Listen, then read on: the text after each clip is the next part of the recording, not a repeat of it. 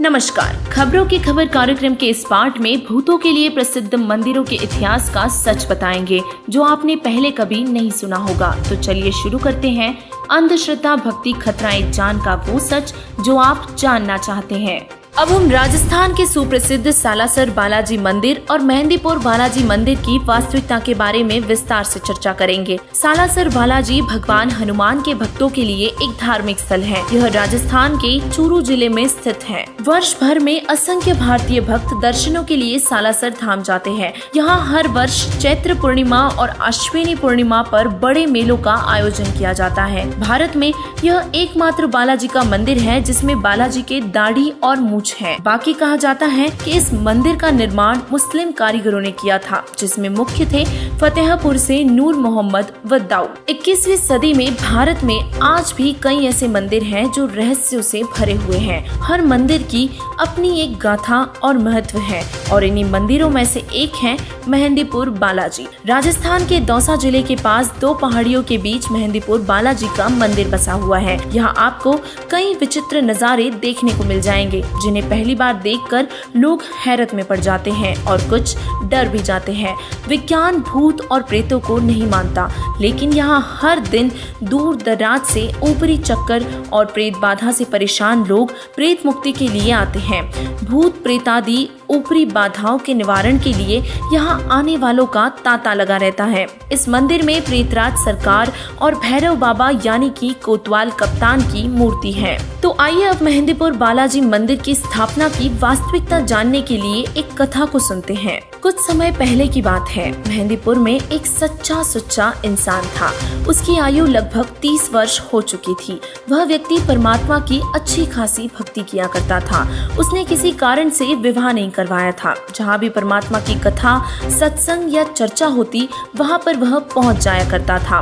सब कहते थे कि गुरु बिना मोक्ष नहीं हो सकता और इसी बात को मद्देनजर रखते हुए उसने भी गुरु बनाया।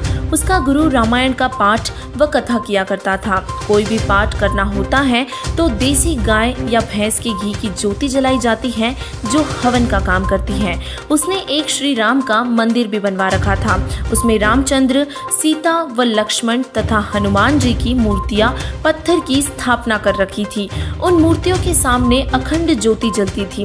किसी में प्रेत बाधा होती तो उस मंदिर में जग रही ज्योति को वह हनुमान की मूर्ति तथा श्री राम, लक्ष्मण एवं सीता जी की मूर्ति को देखकर चिल्लाने लग जाती। बाबा छोड़ दे, कभी नहीं आऊंगा, ऐसा कहकर जोर जोर से चिल्लाने लगती। कुछ देर में वह प्रेत बाधा वाला व्यक्ति शांत हो जाता और यह सब मेहंदीपुर वाला भक्त भी देखता था।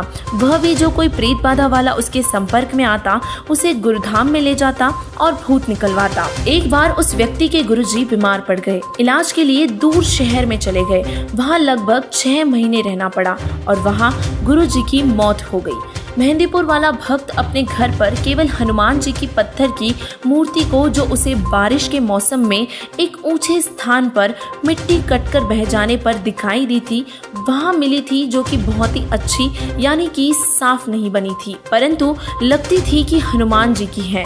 उसे हनुमान जी की कृपा से मिली मानकर उठा लाया। उस मूर्ति को एक स्थान पर स्थापित करके अखंड ज्योति लगाता था। 3 समय हनुमान का पाठ करता था जो कि गुरु जी ने बता रखा था। अब जो प्रेत बाधा वाले गुरु के पास जाते थे या नए जो मेहंदीपुर वाले के पास जाते थे, जिनको वह गुरु के पास ले जाया करता था, उसके पास आए। उनको भक्त ने बताया कि गुरुजी तो इलाज के लिए बाहर गए हैं और पता नहीं कब तक स्वस्थ होकर आएंगे। इतने में वह सब उसके घर पर हनुमान जी की मूर्ति के सामने जग रही ज्योति के सामने चिल्लाने लगे। उसी प्रकार कहने लगे कि छोड़ दे बाबा, कभी नहीं आऊंगा।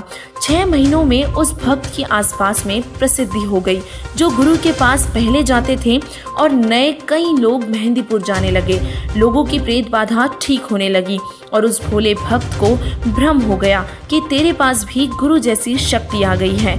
कुछ समय बाद वह महंत बन गया और उस भक्त में प्रेत प्रवेश हुआ और नई नई प्रेरणा करने लगा, जैसे कि 7 पकवानी बनानी चाहिए, 7 प्रकार की मिठाई मंगानी चाहिए और अधिक ज्योति जलानी चाहिए आदि आदि। उस भक्त ने 7 प्रकार का भोजन हलवा, खीर, पूरी, कचौड़ी, पकौड़ी आदि आदि बनवाना शुरू कर दिया। 7 प्रकार की मिठाई मंगवानी भी शुरू कर दी। प्रेत के सताए धनी व्यक्तियों ने उस पर खूब धन लुटाया और उस भक्त ने एक हनुमान मंदिर बनाया जो कि वर्तमान में बहुत बड़ा बना दिया गया है। अब हम आपको बताएंगे कि आखिर मनुष्य के शरीर में प्रवेश होकर भूत क्या करते हैं।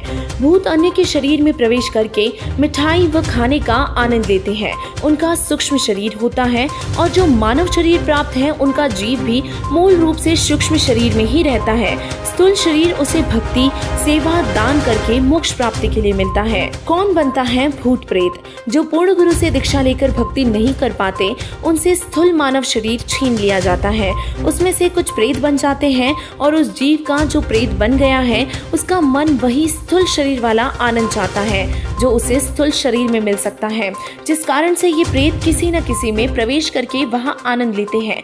जो व्यक्ति शराब पीते हैं छोड़ नहीं पाते और उनमें कोई शराबी मरकर भूत बनकर प्रवेश है और वह चाह कर भी शराब नहीं छोड़ पाता। क्या भूत खाना खाते हैं? मेहंदीपुर में बालाजी के नाम से भक्त ने मंदिर बनाया। मिठाई, मेवा, काजू, बादाम, किशमिश, मनुका, दाक आदि आदि का भोग लगाने लगा और यह उसने प्रेत प्रेरणा से किया। जो प्रेत बाधा वाला मेहंदीपुर जाने लगा उसका भूत तुरंत निकल जाता और मेहंदीपुर के व्यक्ति जो शाम को आरती में आते हैं उनमें प्रवेश कर जाते हैं और वहाँ परमानेंट डेरा बना लेते हैं। प्रतिदिन भिन्न भिन्न प्रकार की मिठाई खाता है और इस प्रकार मेहंदीपुर बालाजी का धाम भूत कहा, यानी कि भूतों की छावनी बन गया और मोक्ष न तो उस भक्त का हुआ और न ही वहाँ जाने वालों का होगा। क्या आप जानते हैं कि प्रेत भूत पहले मानव ही थे? उनका स्वभाव, दिमाग उसी तरह काम करता है। जब वे देखते हैं कि यहाँ पर क्या क्या सुविधाएं हैं उसी अनुसार निर्णय लेते हैं। जो प्रेत बाधा वाला व्यक्ति मेहंदीपुर जाता है, प्रेत देखता है कि वहाँ प्रतिदिन हलवा, खीर खाने को मिलते हैं, 56 प्रकार के भोग भी है। वे उस व्यक्ति से निकलकर वही डेरा जमा लेते हैं और जो वहाँ आरती में या वैसे ही मंदिर में आएंगे उनमें प्रवेश कर जाएंगे। आरती में आने वाले कभी भी मंदिर में नहीं आना चाहेंगे तो उनके अंदर भी प्रवेश करके प्रेत उन्हें प्रेरणा करके अंदर लाएंगे। आने वालों की संख्या भी काल प्रेरणा से प्रेत बढ़ाएंगे और इसी प्रकार यह मंदिर मानव पतन का केंद्र बन जाएगा।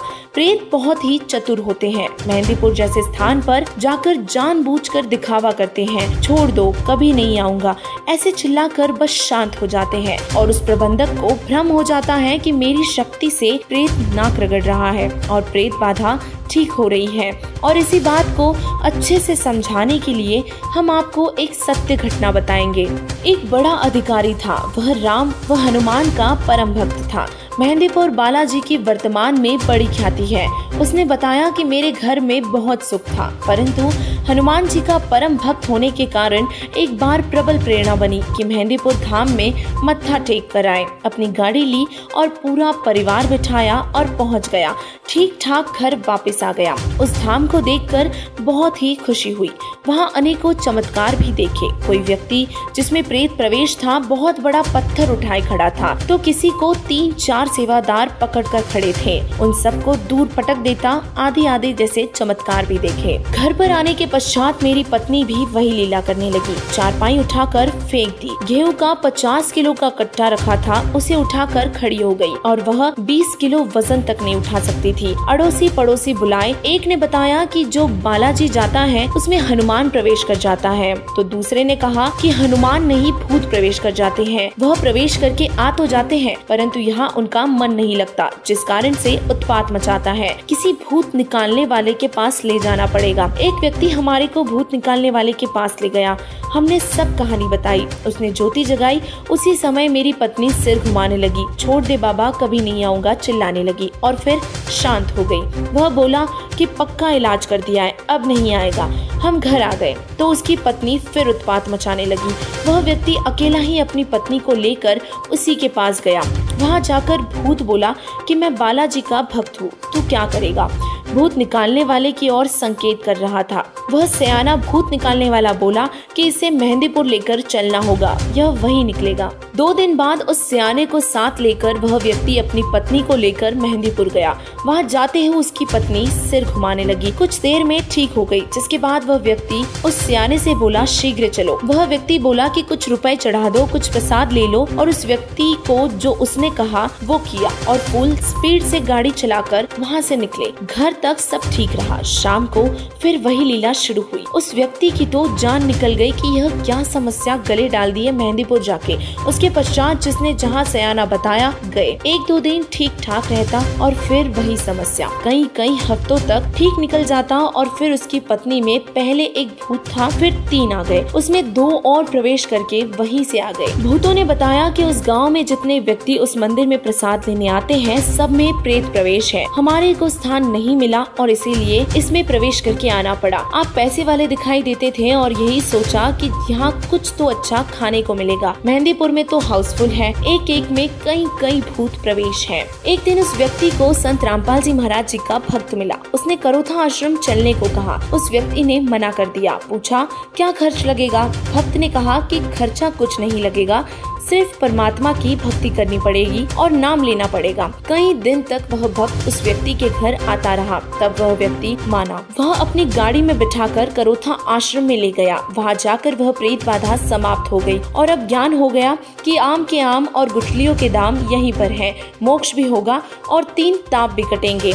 ऐसे ने उसकी पड़ताल में पाया कि सालासर बालाजी मंदिर और मेहंदीपुर बालाजी जैसे मंदिरों में जाकर मत्था टेकने से और प्रसाद खाने से जीव को कोई विशेष लाभ नहीं होता, क्योंकि पवित्र श्रीमद् भगवत गीता में इन क्रियाओं को व्यर्थ बताया गया है। साथ ही व्याभिचारी भक्ति करके यानी एक से अधिक भगवानों की भक्ति करके तीनों ताप दूर नहीं हो सकते और न ही मोक्ष प्राप्त होता है। और इसी विषय में परमात्मा कबीर जी बताते हैं, कबीर एक के साधे सब सधे, सब साधे सब जाए, माली सींचे मूल को फूले फले अध्याय। अर्थात जैसे माली पौधे के मूल की सिंचाई करता है, एक जड़ की सिंचाई करने से सब ताना डार शाखाएं विकसित होती है। पौधा पेड़ बनकर फूल व फलों से लदबद हो जाता है और बहुत सारे फल खाने को मिलते हैं। यदि अज्ञानी व्यक्ति पौधे की शाखाओं को जमीन में गाड़ कर उन सब को साधे तो सब नष्ट हो जाएगा। और इसी प्रकार जगत गुरु तत्वदर्शी संत रामपाल जी महाराज जी से नाम दीक्षा लेकर भक्ति दान करने से 3 ताप का कष्ट भी समाप्त होगा और प्रेत बाधा और पित्तर बाधा जो 3 ताप में से एक है वह भी दूर हो जाती है, तथा मर्यादा में रहकर भक्ति दान व सेवा करने से सतलोक अमर धाम की भी प्राप्ति होगी, यानी पूर्ण मोक्ष भी होगा। मनुष्य जीवन के सभी कष्ट केवल पूर्ण परमात्मा कबीर जी की सद्भक्ति करने से ही समाप्त हो सकते हैं।